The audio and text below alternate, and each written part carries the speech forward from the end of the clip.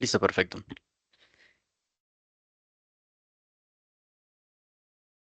Bueno, muy buenas noches para todos. Mi nombre es Juan Carlos Colmenares, ya médico egresado de la Universidad de La Sabana, del programa de medicina, y actualmente soy maestrante en educación médica también de la Universidad de La Sabana. El día de hoy quise traer pues este tema como parte del módulo que estamos completando acá en IMIBUS de electrocardiograma. Ya la semana pasada nosotros estuvimos viendo el tema de la electrocardiografía básica, cómo tomarlo, un poco de cómo leerlo así de forma esquemática y sistematizada, algo muy básico.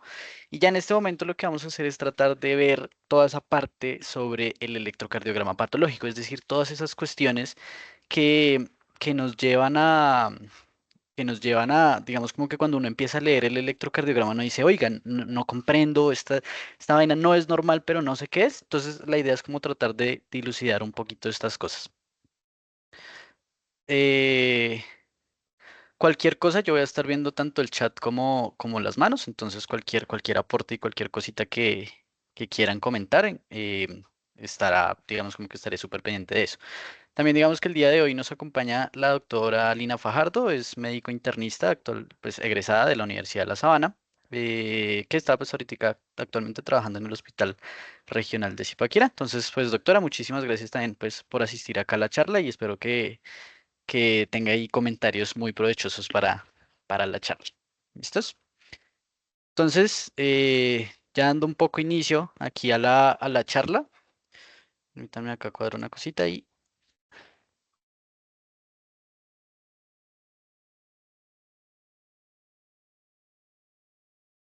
listo.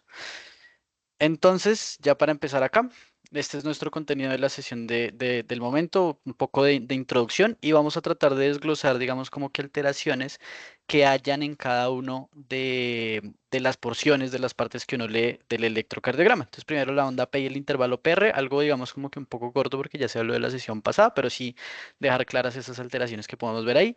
El complejo QRS creo que es de las cosas más fundamentales en donde usualmente cuando uno lee el electrocardiograma más se atropella.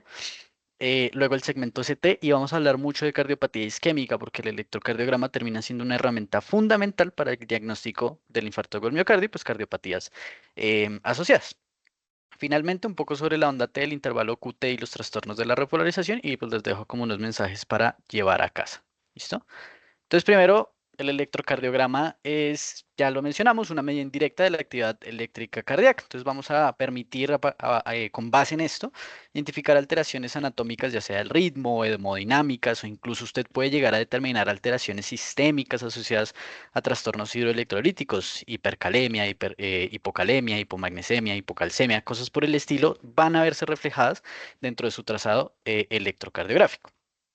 De esa forma, pues siempre cuando uno se enfrenta a un electrocardiograma, uno puede determinar que esto es un reto para el clínico.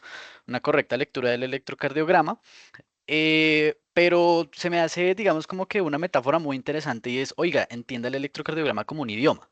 Usted no se lo va a aprender de la noche a la mañana, usted no aprende a hablar inglés, francés, alemán del día, de la noche a la mañana, ¿cierto?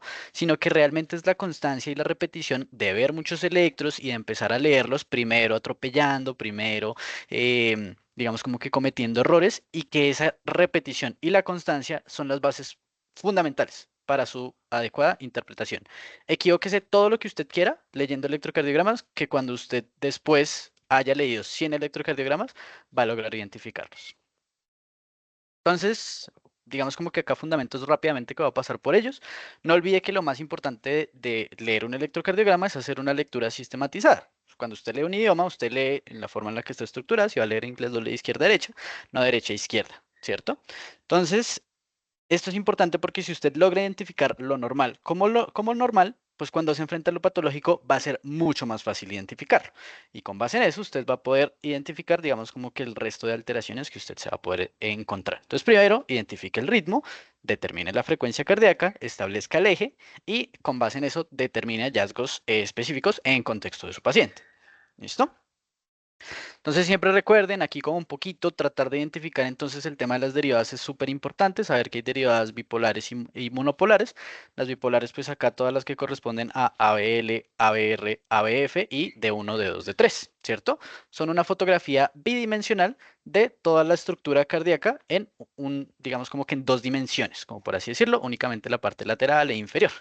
Y cuando nosotros vemos las precordiales B1 a B6, pues ya vamos a tener unas fotografías mucho más detalladas anteriores, laterales, ¿cierto? Que van a estar específicamente pues ubicadas, digamos como que en ese punto cardíaco. Entonces nos va a permitir ver otras caras del corazón, ¿cierto?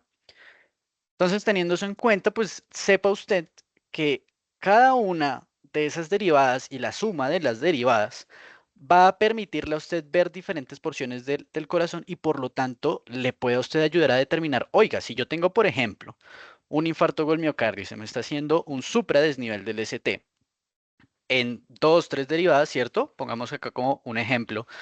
Tengo el supradesnivel del ST en ABL y D1, ¿cierto? Y B5, B6, por ejemplo. Oiga, estamos hablando de que estamos viendo acá una alteración muy probablemente, ¿cierto? De la arteria circunfleja, de la descendente anterior, porque miren las arterias que pueden estar ahí relacionadas. Entonces, se relaciona la derivada que usted está viendo con la arteria o la porción, digamos, como que ya de la misma estructura cardíaca. Entonces, tenga eso en cuenta. Y pues tenga en cuenta, obviamente, cómo se está estructurado, pues, el electrocardiograma. Onda P, despolarización de las aurículas, ¿cierto? Complejo QRS, despolarización ventricular. Entonces, onda P, complejo QRS, ¿cierto? Y la onda T es cuando el complejo QRS se repolariza, ¿cierto? Entonces es como un poco la relajación ventricular y pues ya, de ahí vuelve y se repite el ciclo. Guárdese esta, digamos como que esta pantalla, ¿cierto? Para que usted logre saber más o menos dentro de su trazado electrocardiográfico qué porciones, qué derivadas se están viendo cada cara. Ya les salió, ya les vi como un poquito como, ya les mostré la estructura morfológica, pero sin embargo dése cuenta que rápidamente que usted tiene, digamos como que estos colores para que usted identifique. Rojo para la cara lateral alta, ¿cierto? Entonces va a mirar la parte de acá del corazón. El amarillo, toda la parte de acá abajo de 2, de 3 y AF, pues es la cara inferior, ¿cierto? Son derivadas bipolares que van a tratar, como ya les mencioné, una vista bidimensional, toda la parte de abajo del corazón. Hacia la derecha, en las precordiales, la parte azul es la cara septal, miran adentro en el corazón, como esa parte ahí sobre el septo. B3 y B4 pues ya son la cara anterior, porque recuerden que están acá, muy hacia anterior, el vector va hacia allá, ¿cierto? Y hacia la cara lateral baja, pues entonces son vectores que van a estar ubicados acá, ¿cierto? Entonces pues va un poquito ahí hacia abajo. Entonces para que usted lo tenga en cuenta y con base en eso determinaremos ciertas alteraciones.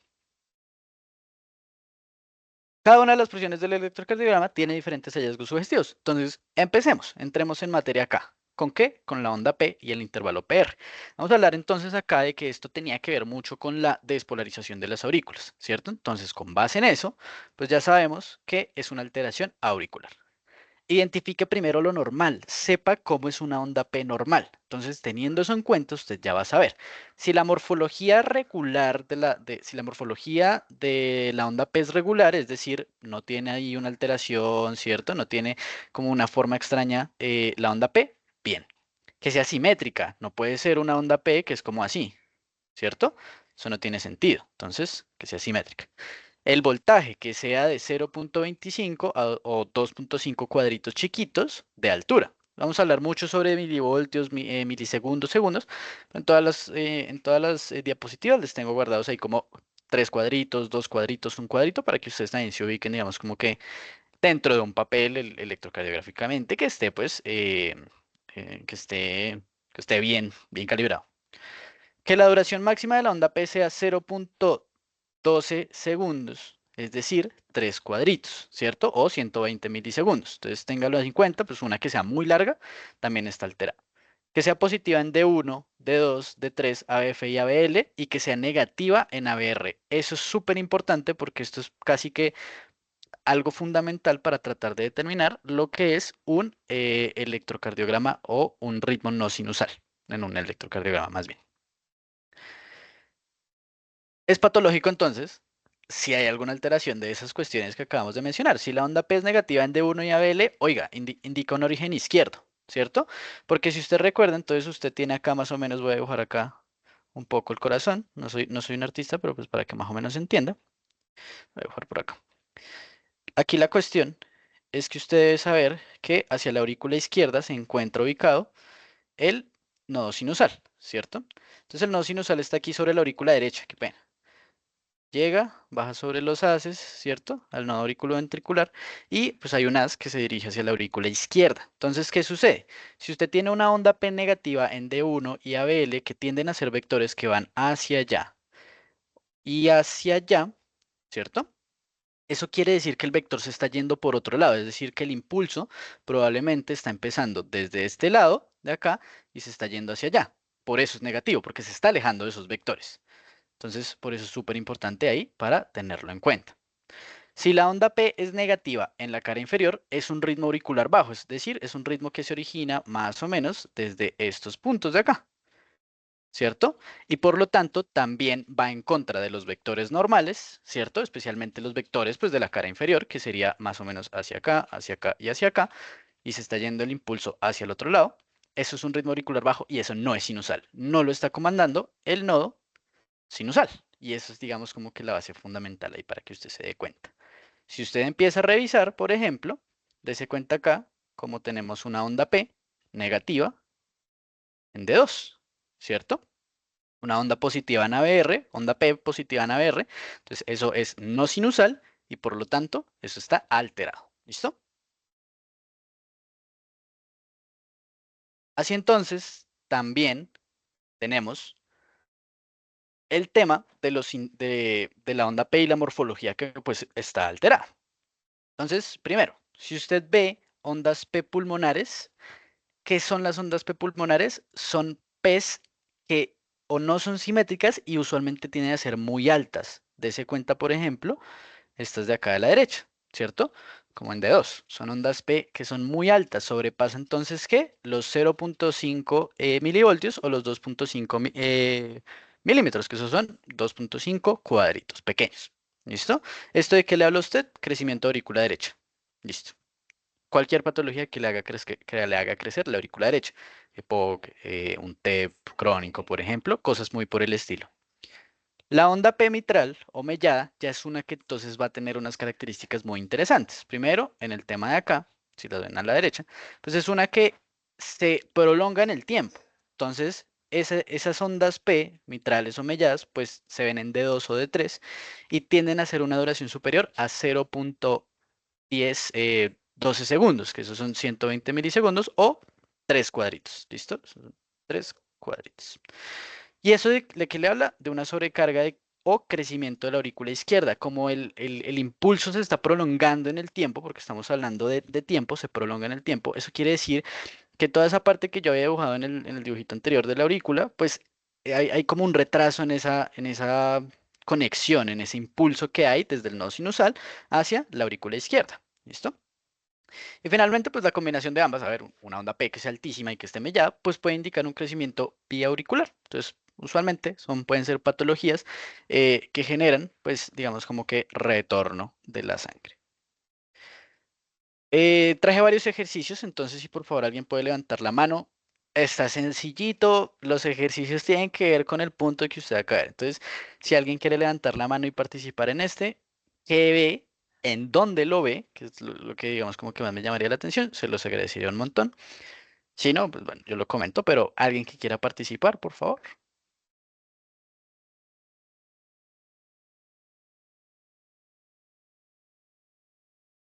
Está súper fácil y está súper bonito, de hecho. Hola Juanqui. Cuéntamelo, Samuel. Sí, bueno, pues principalmente veríamos pues una PPQ, o sea, un crecimiento de aurícula derecha en lo que es D2, D3 y ABF. ¿Y le notas Y se algo puede también más? relacionar con lo, pues un éxito en mellada, también se ve como características melladas Mira, en la que están mostrando ahí. de acuerdo. ¿Qué te hace referencia a eso?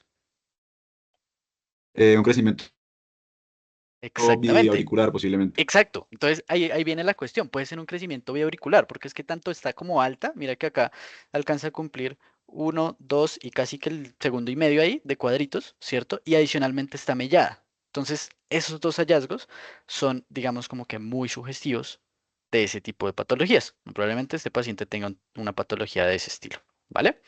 Entonces, ese es como un hallazgo ahí súper interesante. Obviamente también acá que llama la atención, pues una onda P negativa, muy negativa en B1 y B2, ¿cierto?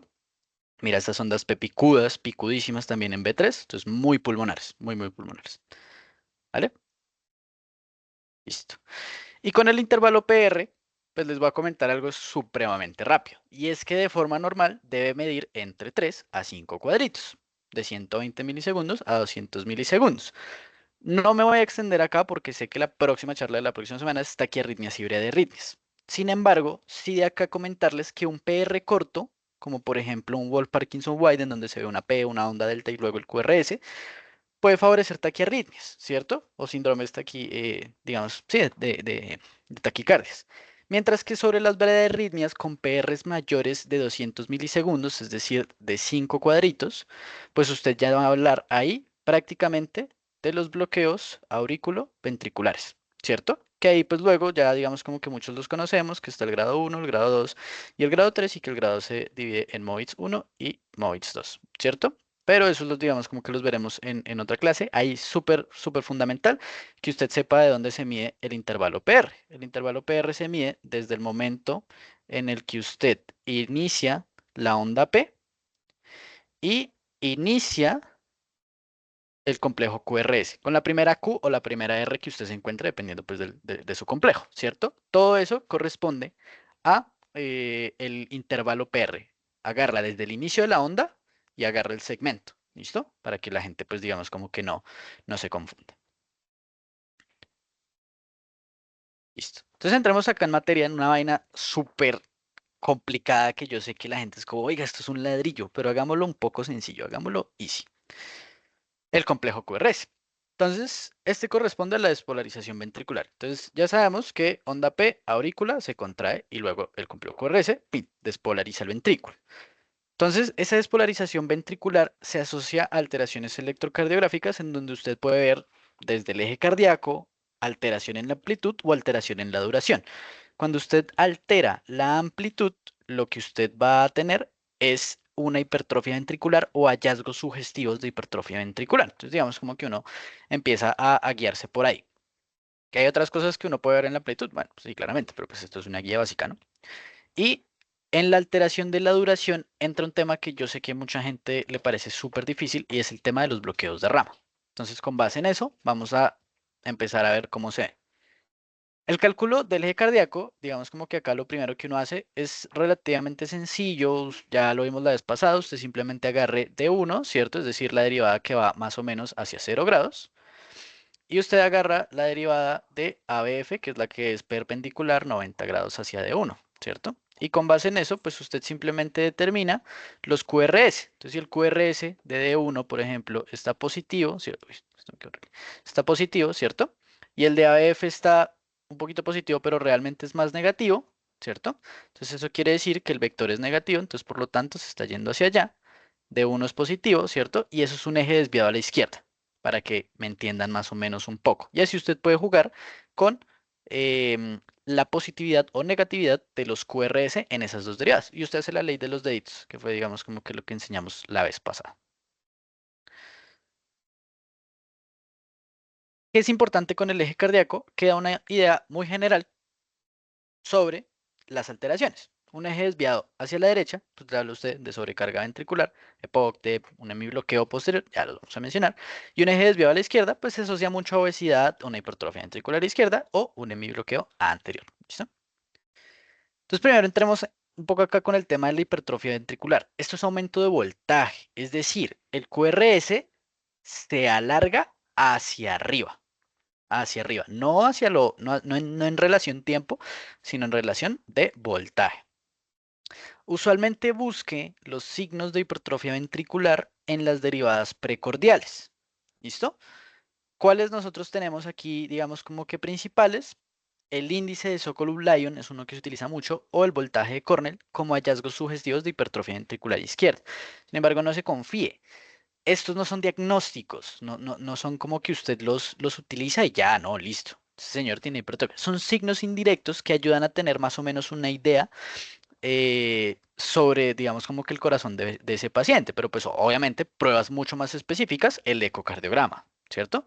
Sin embargo, pues el electro, digamos, como que comparado al eco, pues obviamente es mucho más barato, es asequible, etcétera. Entonces, digamos, como que para tener eso en cuenta. ¿Cómo se toman? Básicamente usted va a tratar de determinar en las derivadas precordiales el voltaje de la S y se lo suma al tamaño de la R, ¿cierto? Tamaño en milímetros y tiene un punto de corte de 35. Vaya, que si usted ve una S muy profunda en B1, ¿cierto? Y una R grandísima en B5, ¿cierto? Eso ya es prácticamente signos de hipertrofia ventricular izquierda y usted ya puede decir como, ok, este señor ahí, por ejemplo, si es hipertenso, usted ya puede decir, oiga, ese corazón ahí como que está un poquito llevado, entonces pues vamos a verlo un poquito mejor, puede tener una cardiopatía hipertrófica o algo por el estilo. ¿Listo? O por ejemplo una R en ABL también mayor de 11 mililitros, o sea, una cosa que sea grandísima, ¿cierto? Mientras que el voltaje de Cornell le toma la S en B3 y la R en ABL y lo suma y pues le pone ahí los valores, ¿listo? Entonces, para que usted lo tenga en cuenta, si usted ve esos voltajes ampliados, diga, eso puede ser una hipertrofia ventricular. Como por ejemplo, estos de acá. Dese cuenta, mire este voltaje de acá, ¿cierto? Y luego agarre este voltaje de acá. Mire, es que sin tener que contar la suma de esto, yo ya sé que me da más de 30. Entonces, pues ya voy a saber que simplemente este paciente tiene hipertrofia ventricular, ¿cierto? Está muy sencillo. Aquí vemos, por ejemplo, también unos signos, estos son los de la izquierda, este de acá y este de acá, son signos de hipertrofia ventricular izquierda, fundamentalmente. Los de la derecha son signos de hipertrofia ventricular derecha. Principalmente lo podemos determinar por una alteración del eje. Miren que acá el eje está en D1 negativo, ¿cierto? Y ABF positivo. Es decir, tiene un eje hacia la derecha, ¿verdad? Un eje desviado a la derecha. Desviado a la derecha. Entonces, eso quiere decir que el lado derecho está agarrando mucho más voltaje. Se está llevando el eje eléctrico y pues digamos como que para que usted se haga ahí la idea. Y luego pues cuando usted revisa, entonces ve uno por ejemplo está positivo, hay una pésima progresión de la onda R, está súper demorada, ¿cierto? Y además miren estas ondas súper ampliadas, también isobifásicas en B3, por ejemplo, B4, etcétera. Entonces esos son como signos ahí más o menos como que indirectos de una hipertrofia ventricular derecha, para tenerlo en cuenta. Listo. ¿Hasta ahí alguna pregunta, alguna duda, comentario?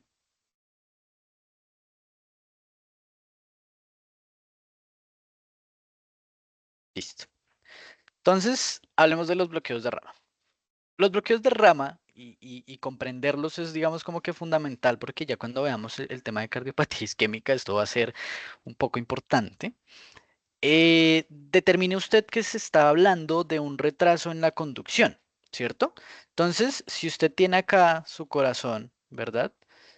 Y ese corazón, pues usted ya sabe que tiene acá el nodo sinusal, el nodo auriculoventricular, ¿cierto? Se conecta, acá va para acá. Y aquí en el ventrículo, ay, hijo de madre, y aquí en el ventrículo, esa cuestión agarra y se divide aquí en el haz de His, ¿cierto? Y el haz de His se divide en qué? En una rama derecha, acá, fibras de Purkinje y toda esa cuestión, y en la rama izquierda que se divide en dos fascículos, uno anterior y uno posterior. Y ya vamos a ver la importancia de eso. Uno anterior y uno posterior. Y después las fibras y toda esa cuestión. Obviamente el ventrículo izquierdo es más grande, entonces abarca más espacio y por eso digamos como que tiene los dos haces. Eso es importante, pero entonces hablemos primero de ese bloqueo de esa rama, de ese punto de la rama principal, tanto derecho como izquierdo. Entonces, ¿cuáles son esos criterios? Primero, fundamental, que usted sepa que un QRS ancho es uno mayor a 0.12 segundos, 120 milisegundos o 3 cuadritos en su papel calibrado. QRS ancho es fundamental para usted estar hablando de un bloqueo de rama, porque está haciendo retraso de la conducción. Entonces, primero hablemos de la rama derecha. Tiene que tener un QRS más de 120. Listo, fácil. Luego tiene que tener un patrón RS' en las primeras derivadas precordiales. Y esto es algo fundamental y es que los bloqueos de rama los vamos a buscar fundamentalmente en las derivadas precordiales, de B1 a B6. Ahí es donde vamos a ver los cambios. No busque bloqueos de rama en las otras derivadas, en las bipolares. Ya vamos a hablar por qué. Este patrón RS', ¿cómo se ve? Usted tiene acá la onda P, ¿cierto? Y hace una R, una S y vuelve a hacer otra R. ¿Listo? Y luego la onda T. Este patrón es el que se conoce coloquialmente como las orejitas de conejo, ¿cierto? Aquí están una orejita y otra orejita, ¿cierto? RS', ese es el patrón clásico del bloqueo de rama derecho. Y puede tener un trastorno de la repolarización, que es básicamente ver como una onda T como medio rara, que ya luego vamos a hablar de eso. Esto en las primeras derivadas B1 y B2, que son las derivadas septales. Entonces, oiga, haz de His, el haz de His está en el septo, pues claro, vamos a ver los bloqueos de rama, principalmente estos patrones en las derivadas del septo. Una onda S ancha y empastada, ¿eso qué quiere decir? Que usted agarra y usted ve su QRS más o menos como así, como que lo agarra y lo, ahí como una vaina y como medio rara. Ya les voy a mostrar obviamente ejemplos, ¿no? ¿Listo? En B4 y B6, es decir, las últimas, ¿vale? Y finalmente tiene un eje normal, D1 y ABF completamente normales, ¿listo? Y por el otro lado, vamos a ver la rama izquierda entonces, también un bloqueo, ¿cierto? 120 milisegundos y una onda S ancha en B1 y B2, es decir, usted va a ver esto, onda P, S ancha, onda T, ¿listo? Ese es el patrón básico, fundamental del bloqueo de rama izquierda en esas derivadas septales. Luego tiene un patrón R', en B5 y B6. Es como si fuese como un patrón muy parecido, digamos, como que al bloqueo de rama derecha, en donde usted agarra y usted ve más o menos como que esto, como una melladura, ¿cierto? Y alteraciones inespecíficas de la repolarización, y nuevamente el eje está normal, ¿vale? Este es al que se le conoce como el cono de lado, ¿cierto? Porque va para abajo, un cono. Recuerde, busque los bloqueos en las precordiales y determinemos, ¿cierto? Dese cuenta. ¿Qué patrón tiene? En B1 tiene una R, hace una S y tiene otra R'. ¿Listo? ¿Eso qué es? Un bloqueo de rama derecho, ¿cierto? Mire, en B2 lo mismo, tiene una R y una R', ¿cierto? Fundamentalmente en esas son las derivadas y mira acá, el tema acá como un poquito a veces de la S también empastada. Una S como un poquito más ancha, ¿cierto? Que a veces puede que la progresión de la R también no sea tan buena. Bueno, entonces se ve más o menos así. Y mire, compárelo, diferéncielo con el bloqueo de rama izquierda. ¿Listo? Entonces aquí usted va a tener, mire aquí la S profunda, ¿cierto? En B1 y B2, mire acá, se puede incluso mantener un poco más, puede hacer T picuda y mire que en B5, B6, mire ese patrón R, R', R, R'. ¿Listo? Entonces, esos son como esos hallazgos muy sugestivos de este tipo de patologías. ¿Listo? Esos son los bloqueos de rama completos. ¿Listo? Hay una cosa súper interesante con el bloqueo derecho, lo dejo así como una pequeña cuñita, y es que si usted ve ese mismo patrón, o sea, usted dice, esto es un bloqueo de rama, o sea, es un bloqueo de rama derecho, ¿cierto? Pero usted ve que el QRS es menor de 120, es lo que se conoce como un bloqueo de rama incompleto. ¿Es posible? Sí, pero pues digamos como que tiende a ser, digamos como que ya cuando usted busque el bloqueo de rama, así, puf, más que claro, más que completo, siempre piense en que el QRS está ancho, ¿listo? Entonces, nuevamente, un electrocardiograma acá, este está súper sencillo, dígame qué bloqueo de rama tiene, súper fácil, pueden abrir el micrófono, pueden levantar la mano. Em, ese electro muestra un patrón en B1 y de Ajá, RSR'. Es un de bloque de acuerdo. rama. ¿Repite? ¿Qué pena? ¿Perdón? ¿Repite? ¿Qué pena? Sí, es un bloque de rama derecha. Es un patrón de bloqueo de rama derecha. Perfecto. ¿Listo? Si uno se da cuenta, si uno trata de ser como acá muy acucioso con esta vaina, uno trata acá de ver que el QRS empieza acá, ¿cierto? Entonces alcanza a agarrar uno, dos y por ahí más o menos aquí casi que el tercer cuadrito, ¿cierto? Entonces ahí está el patrón de bloqueo de rama. Si casi que no cumple, es lo que conocemos como el patrón incompleto. Ay, joder. ¿Listo? Como el bloqueo incompleto de rama derecha. ¿Listo? Pero tal cual. ¿Listo? Y ahí un poquito se puede ver en B5 y B6, ahí como un poquito una S ahí medio empastadita, pero bueno, ese es el patrón clásico. ¿Listo? Muy bien, Juan Sebastián, muchas gracias. Entonces, ¿qué es el hemibloqueo? ¿Qué es esa cuestión? Entonces, ya les dije que la rama izquierda de las de His tiene dos fascículos, uno anterior y uno posterior, ¿cierto? Entonces, cuando hablamos de hemibloqueo, es un bloqueo no de rama izquierda, sino de solo uno de sus fascículos, ¿cierto? O sea, la mitad de la conducción está alterada. Y aquí es cuando uno ya se complica. ¿Qué es cómo se ve el hemibloqueo? ¿Cierto? Este sí se busca en las derivadas bipolares, pero usted no los va a buscar así como, veamos si tiene hemibloqueo". Pues no tendría sentido, búsquelo si tiene algunas características específicas. ¿Cuál es la principal? ¿Se acuerda usted que con el bloqueo de rama habíamos dicho que el eje estaba normal? Pues en estos casos vamos a tener el eje cardíaco alterado. Entonces, es en estos en los que usted sí va a empezar a decir, oiga, tiene un eje cardíaco alterado, no veo patrón de bloqueo de rama, pero venga, busquemos si tendrá un hemibloqueo. Uno no sabe, ¿cierto? ¿Y cómo es este? Pues es súper sencillo. Si usted tiene el hemibloqueo anterior, lo que usted va a ver es negatividad en cara inferior. Negatividad en cara inferior, ¿qué quiere decir? Las derivadas de 2, ABF y de 3 van a tener unas S profundas.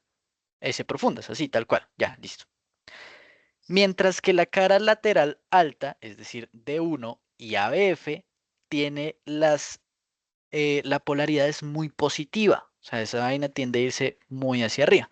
Entonces es como una desviación del eje y este tipo de patrones es el que a usted le ayuda a decir como, bueno, si tiene, por ejemplo, una S en D2, D3 ABF y unas Rs así súper grandes, D1 y AB y ABL, esto es ABL, qué pena con todos ustedes, y en ABL, eso le va a hablar a usted de un hemibloqueo anterior. ¿Listo? Esto en un contexto, cuando lo va a buscar usted, pues cuando el eje está desviado hacia la izquierda, D1 positivo con ABF negativo. Y el hemibloqueo posterior, como se ve, es lo contrario, telo. ¿Listo? Entonces va a tener polaridad positiva en la cara inferior, es decir, D2, D3 y ABF, con una polaridad negativa en la cara lateral alta. Entonces es todo lo contrario, ¿cierto? Esto en un eje desviado hacia la derecha, ¿vale? Entonces, por ejemplo, si vemos este electro, que este es como un poco aquí del ejemplo del hemibloqueo, dése cuenta cómo D1 está positivo, ABF está negativo. Ah, bueno, listo, lo leí, tin, tin, tin. Bueno, eje desviado a la izquierda, ¿cierto? Eje desviado a la izquierda. Entonces, de ahí usted revise las otras derivadas. ¿Cuáles habíamos dicho? Oiga, tenemos negatividad en la cara inferior. Dese cuenta cómo es D2 negativo y D3 negativo, ¿cierto? Y la cara lateral alta es positiva. Entonces, esta es positiva y ABL está positiva, ¿cierto? Esto negativo, esto negativo, esto negativo. ¿Qué mi bloqueo es? Súper fácil, ya lo habíamos dicho. Alguien que me quiera ahí ayudar a responder. ¿Qué tipo de con qué mi bloqueo estamos acá?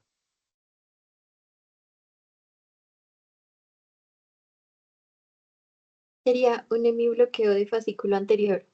Del fascículo anterior, exactamente. Un hemibloqueo anterior. D1 a BL, cara lateral positiva, cara inferior negativa. ¿Listo? Si lo volteáramos, sería un fascículo posterior. ¿Vale? Listo. Este electro me lo mandaron, me pareció muy bonito, muy bonito. Y quiero que alguien se tome como así un poquito la tarea de ver qué hallazgos tiene. Este sí tiene digamos como que un poquito más de complejidad. ¿Alguien se quiere lanzar? ¿Alguien quiere decirme qué le ve, qué no le ve? Doctor Hugo Andrés Valencia, por favor. Hola Juanqui, ¿me escuchas? Sí, sí, señor. Bueno, al principio de la charla tú dijiste algo muy importante y es que eh, tiene un orden de lectura.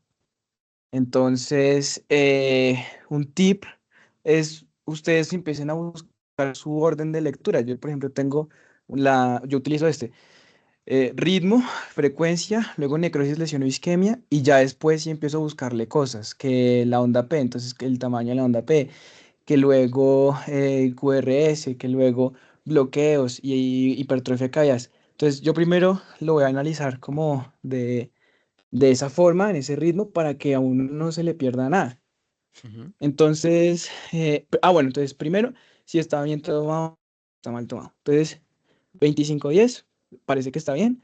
Vamos a la De acuerdo. ABR y miramos si hay una P negativa. La P negativa está, parece. Entonces, pareciera que está bien tomado. Ujú. Ahora, ritmo. Entonces, en cuanto a ritmo, sí es súper importante mirar si las ondas P y detenerse a mirar las ondas P. Entonces, ahí está el primer truco, creo que es el primer hallazgo de este electrocardiograma. Y es precisamente eso, que las ondas P. Entonces, uno tiene que buscar que siempre estén después de un QRS. Entonces, digamos de dos. P, hay QRS, luego como que hay como un movimiento ahí, P, QRS, P, QRS. Entonces, de 3 PQRS, PQRS, parece que sí está sinusal, sino que hay como unos movimientos ahí que luego detallaremos. Entonces, ritmo sinusal, un eje de uno positivo, AF negativo, entonces es un eje izquierdo.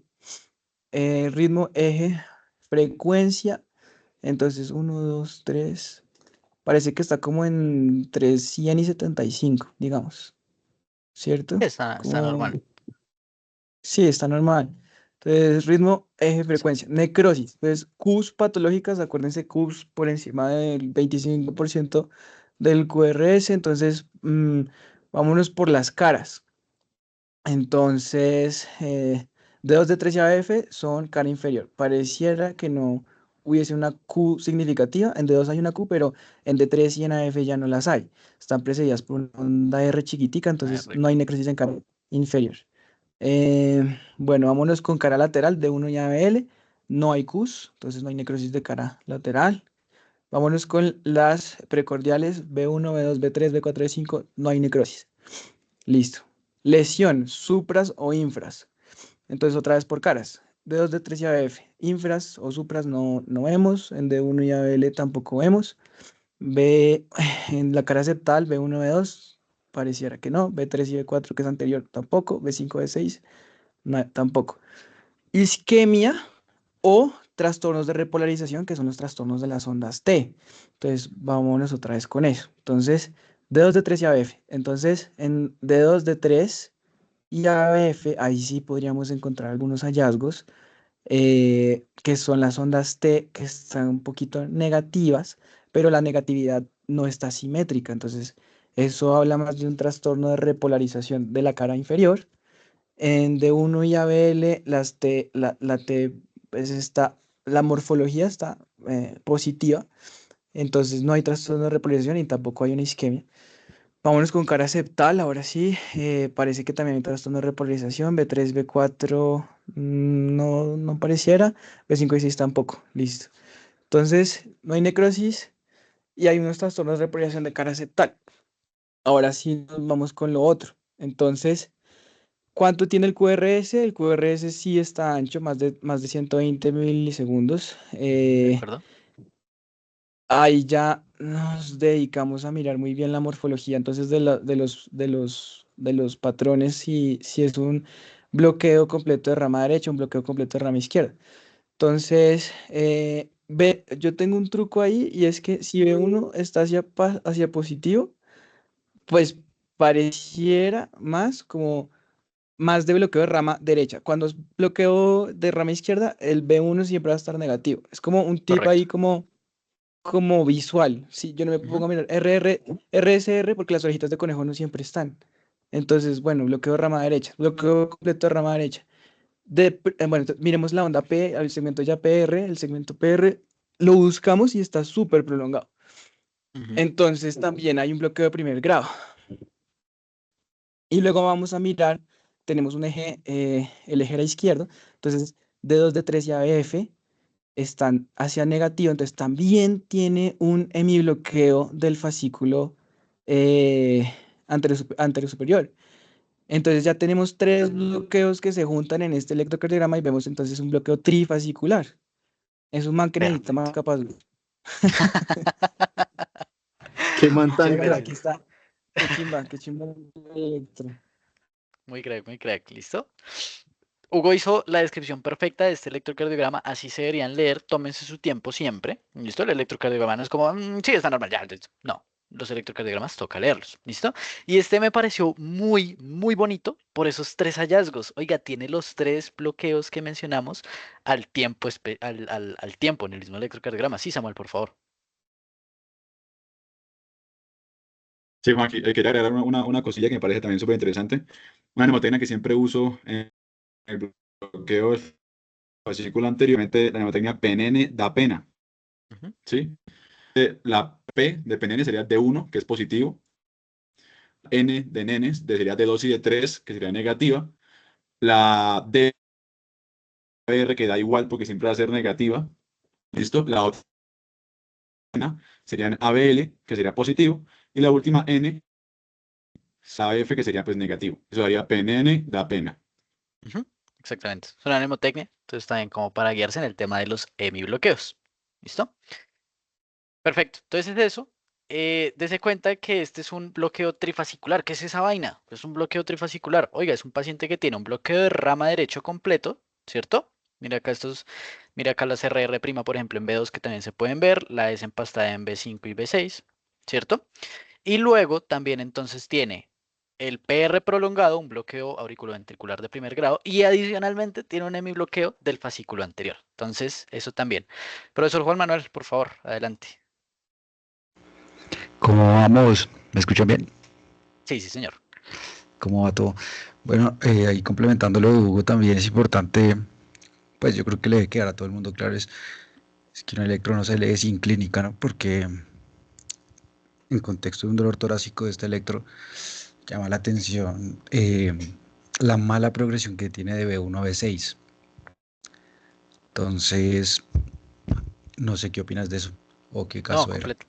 completamente de acuerdo. No, el caso creo que era un paciente que ese me lo mandaron. No, solo me lo mandaron como para mostrármelo y como ver los hallazgos. No, no, no tengo cuadro clínico, pero efectivamente si el paciente tuviera contexto de un dolor torácico, este es un paciente que sí o sí se tiene que considerar como un dolor torácico típico, pues un síndrome coronario agudo con elevación del ST, principalmente pues por estos signos de acá, de los bloqueos nuevos, de nueva aparición.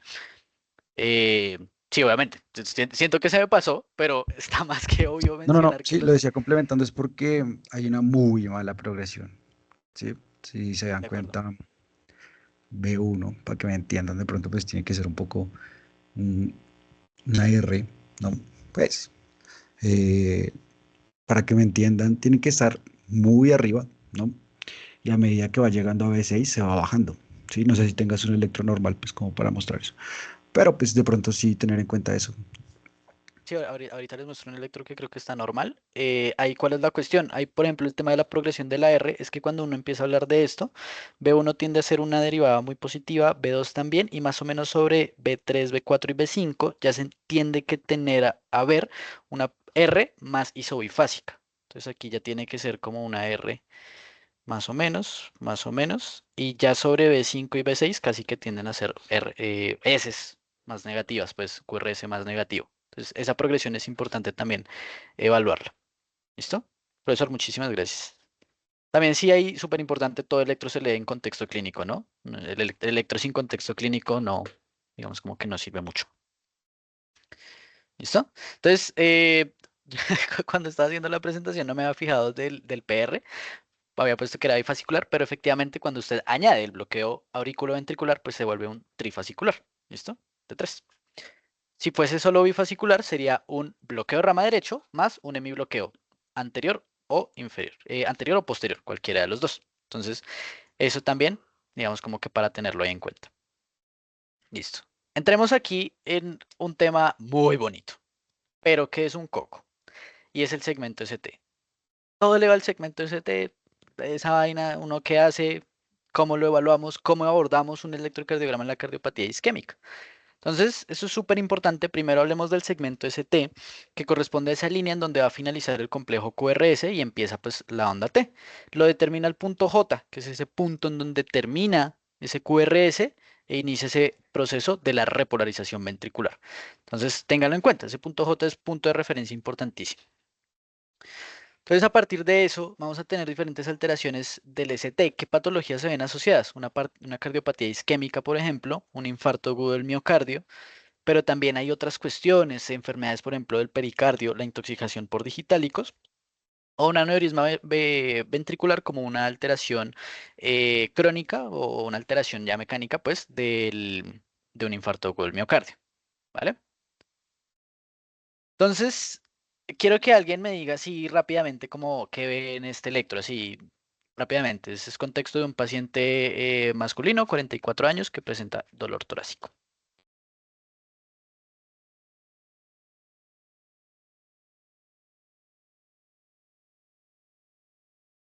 Es alguien que se quiera lanzar así rápidamente con un diagnóstico o un hallazgo evidente.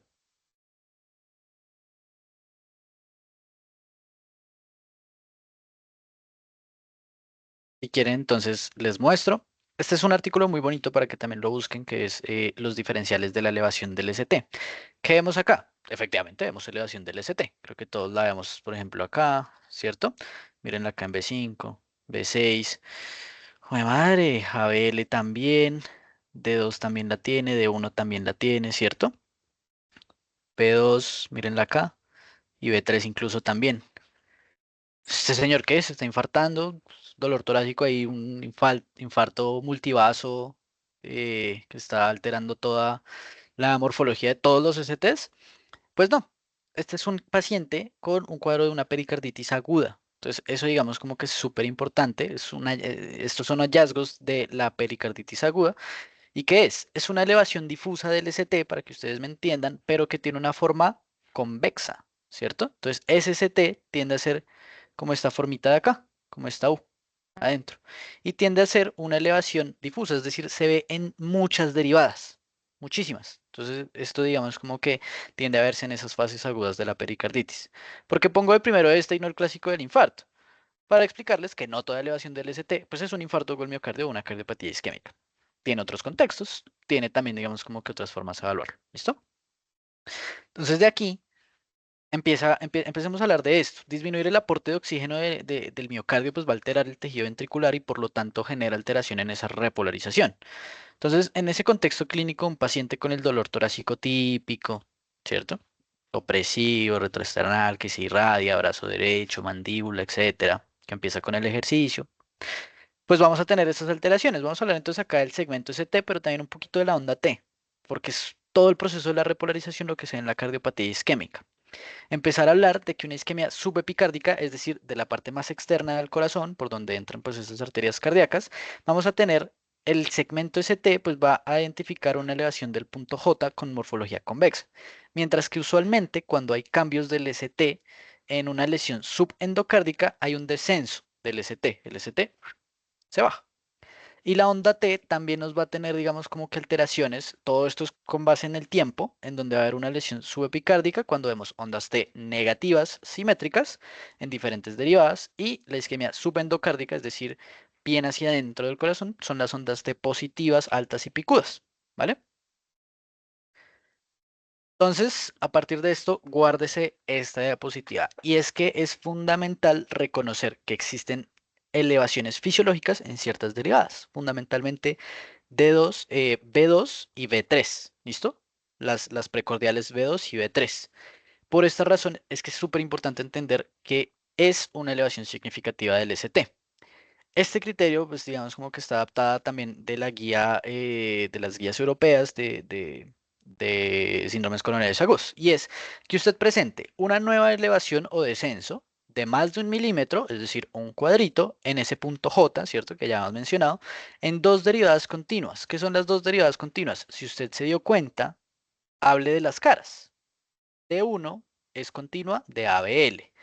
D2 es continua de ABF y D3, ¿cierto? Entonces, para que usted se haga así como un poco la idea. Eso en cualquier derivada, exceptuando B2 y B3, en las cuales el criterio se aumenta. ¿Por qué? Porque estas son las derivadas que tienen elevaciones fisiológicas. Entonces, si usted se plantea un electrocardiograma que tiene elevación en B2 y B3, oiga, revise. ¿será que es solo una elevación de un solo cuadrito, de un solo milímetro? Entonces ahí usted dice, ok, no me preocupo tanto porque esas son elevaciones fisiológicas. Nada más, el paciente no tiene dolor torácico. Listo, no se asuste, ¿cierto? Recuerde, electrocardiograma con contexto clínico. Y a partir de entonces, el B2 y B3 va a revisar entonces usted el criterio que es más de 2.5 milímetros o cuadritos en varones menores de 40 años, jóvenes, más de 2 milímetros en varones de más de 40 años, adultos más grandes, y 1.5 milímetros o 1.5 cuadritos en mujeres independientemente de su edad. Es un criterio un poquito mayor, ¿cierto? A ver, en mujeres pues entonces termina siendo casi que medio cuadrito más, pero pues es para que usted lo tenga en cuenta. Aquí rápidamente, alguien que me quiera así, esto es un dolor torácico típico, ¿cierto?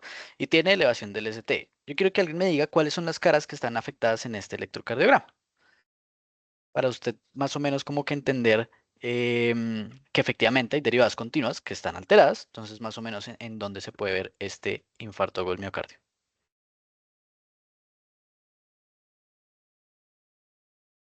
Juanqui llamó a alguien. Bueno, Juan Camilo, hágale adelante, ya quiero el micrófono. Pues no era para que lo hiciera yo, pero bueno. Hay Adelante, una adelante. elevación del segmento ST en B1, B2, B3, B4. No mentiras, B4 no. B1, B2, B3 y ABL. De acuerdo. Revisemos. Efectivamente acá 1, 2, punto J, casi que 3, ¿cierto? ABL, ¿hay alguna otra, una continua ya ABL?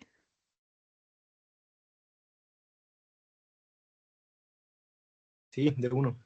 De 1, mire también acá. 1, 2, ¿cierto? Dos puntos acá, el punto J, ¿cierto? Ya es más de un cuadrito en esas derivadas. Entonces ya pareciera tener ahí una alteración, ¿cierto? Un supradesnivel de estas dos. Listo, perfecto. También me mencionó entonces B1. Veamos B1. Línea isoeléctrica, aquí van 2, casi 3. ¿Listo? Cumple con ambos criterios independientemente de la edad. Lo mismo en B2. Mire acá entonces línea isoeléctrica y mire, pues, ahí cumple casi que 5 milímetros. ¿Listo? Lo mismo B3. Y B4, mire que 1 y ahí como que alcanza a llegar a 1 milímetro más o menos, casi. Entonces, la alteración de este electrocardiograma, pues es una elevación del ST en la cara antero lateral alta, incluso, ¿cierto? Perfecto. Listo. Entonces, teniendo eso en cuenta, pues es importante que cuando usted vaya a abordar una cardiopatía isquémica tenga en cuenta, pues que van a haber alteraciones de cada una de esas derivadas asociadas, pues a una arteria en específico, que fue lo que, digamos, como que mencionamos en un principio. Y cuando vamos a ver entonces hallazgos de la onda T de la cardiopatía isquémica, entonces adicionalmente al ST, la onda T también va a representar cambios de la despolarización. Entonces, estas lesiones miocárdicas también se asocian, ya las mencionamos. Revisa acá entonces cómo usted va a ver en una lesión subepicárdica, por ejemplo, una negativización de la onda T. Y si usted se presenta, por ejemplo, con la elevación del ST, pues va a tener lesiones subepicárdicas. Al inicio también va a tener una onda T positiva, que a medida que va pasando el tiempo y se va haciendo más transmural el infarto, pues la onda T se va a empezar a negativizar, ¿vale? Entonces en este, démonos cuenta cómo podemos ver, por ejemplo, esos hallazgos. Entonces, dése cuenta que acá nosotros tenemos B1, recuerde, no sé si lo mencioné, pero creo que en B1 uno tiene que tener en cuenta que las ondas T negativas pueden ser fisiológicas también, especialmente en adultos jóvenes, adolescentes, adultos jóvenes, incluso B1 se mantiene, B2 a veces. Pero empecemos a ver. Oiga, no, pues también tenemos en B2, tenemos en B3, B4 negativo, ¿cierto? Entonces ahí ya usted se pone a pensar, ok, estamos hablando de un infarto muy probablemente subepicárdico de la cara anteroseptal, ¿cierto? B1, B2, B3 y B4. Y también, ya lo mencionó Hugo en su momento con el tema de las ondas Q, y son las ondas Q patológicas. Entonces, estas son aquellas ondas que pueden durar más de un cuadrito y adicionalmente su amplitud es más del 25% a la onda R de su misma derivada. Es importante reconocer que las ondas patológicas no suelen ser, o sea, no son exclusivas de la cardiopatía isquémica, sin embargo, pues sí en un contexto clínico asociado, pues, a ver, puede establecer casi que una necrosis transmural del tejido miocárdico. ¿Listo?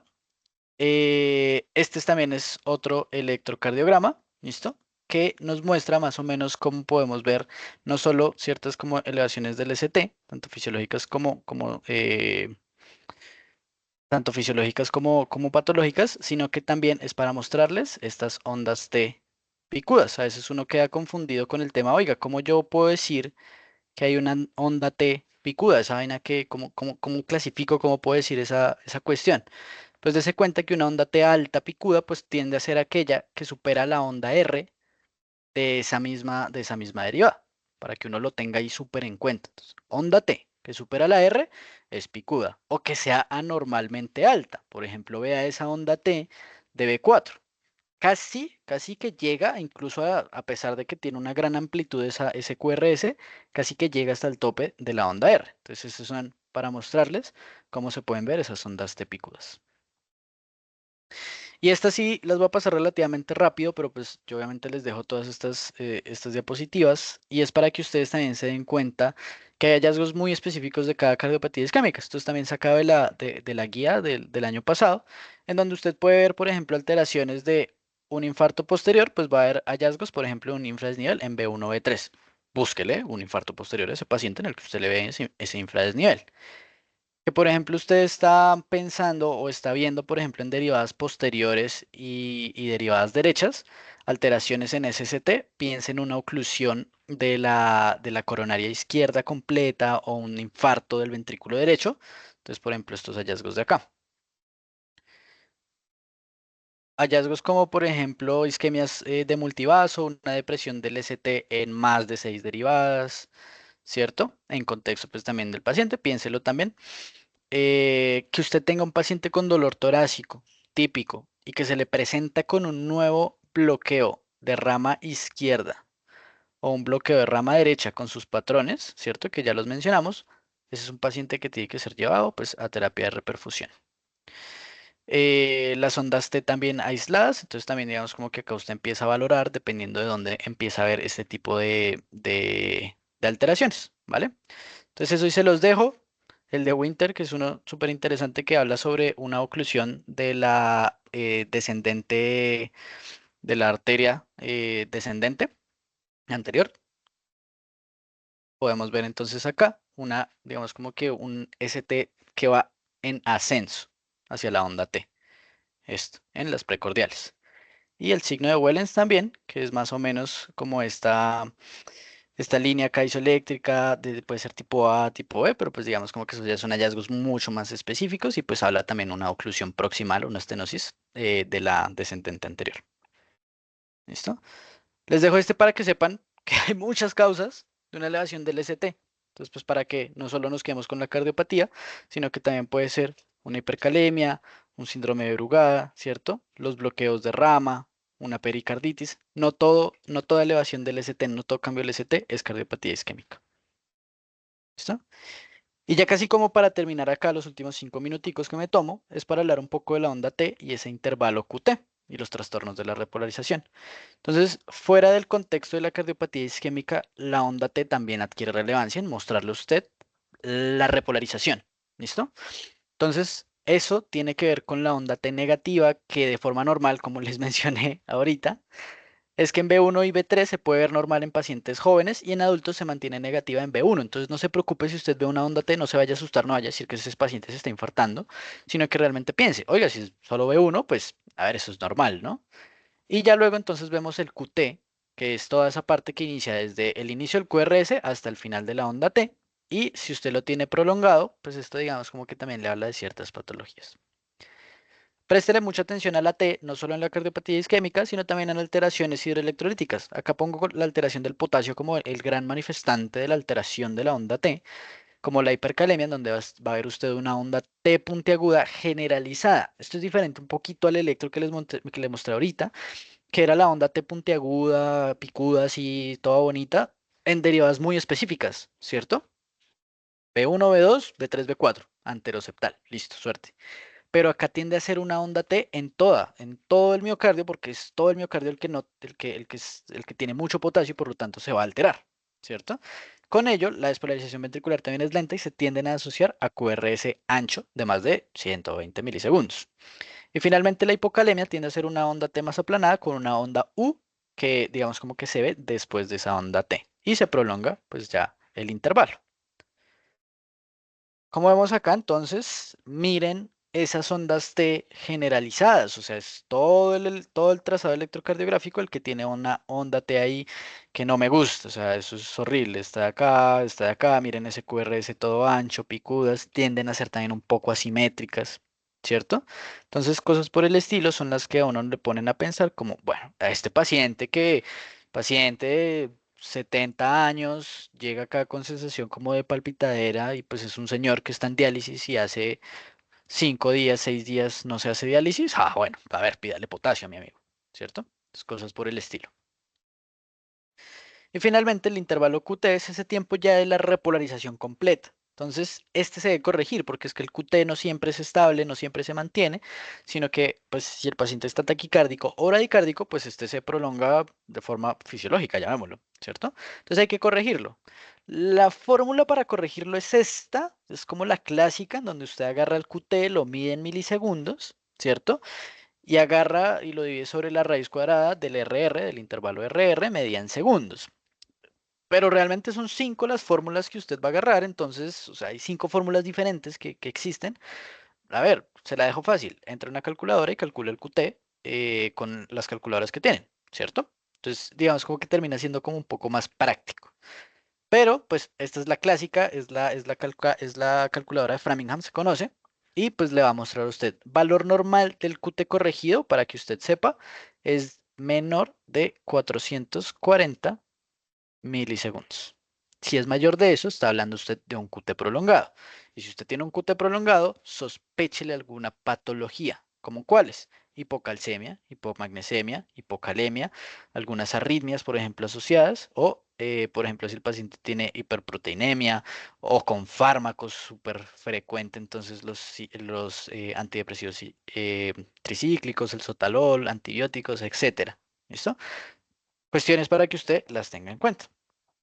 Aquí, entonces el QT, mírelo, este es un paciente con hipocalemia, mire ese QT también súper prolongado, o sea, uno lo puede ver casi que a ojo, pero haga la cuenta. Agarre este, determine la distancia de acá para acá y adicionalmente la raíz cuadrada de acá. ¿Listo?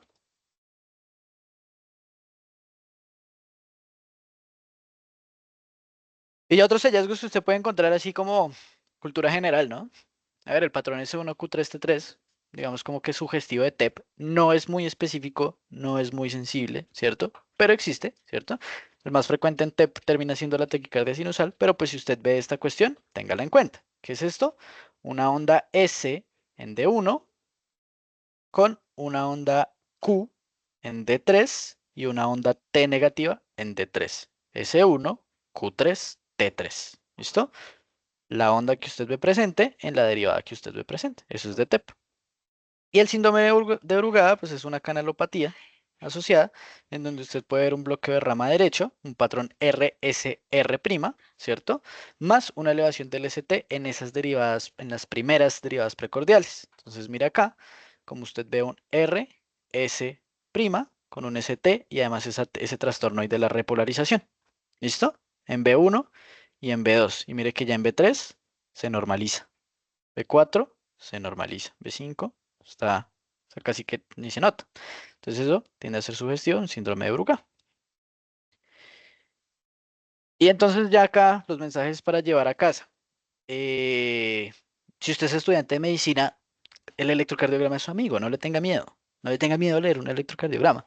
Sé que acá hay muchos, por ejemplo, Juan Manuel, creo que ya es, Juan Manuel Cardona es residente de medicina interna, entonces pues también, digamos como que siempre durante las residencias, pues me imagino que uno siempre tiene que enfrentarse a electrocardiogramas y esto es muy frecuente. Ahorita que, por ejemplo, tengo muchos compañeros en el rural, todo el mundo con electrocardiogramas, esa vaina es el pan de cada día.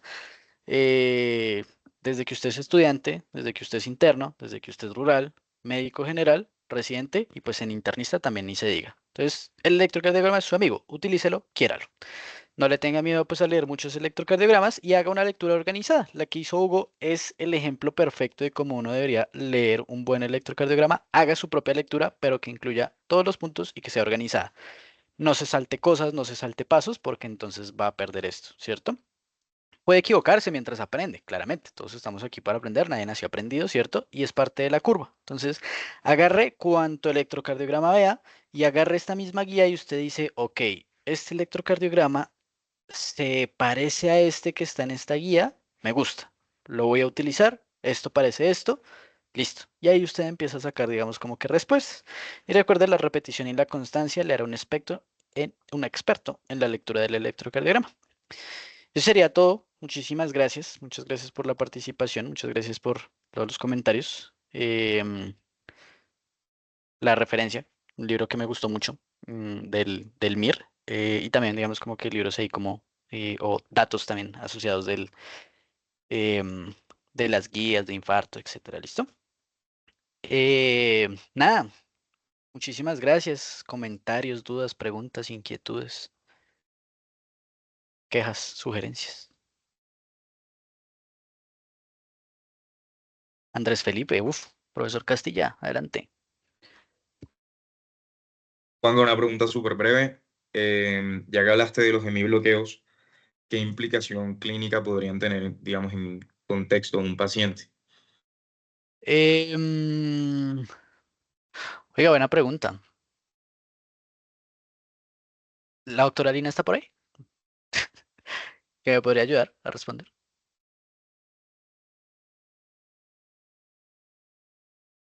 Porque esa la Hola, verdad buenas yo... noches.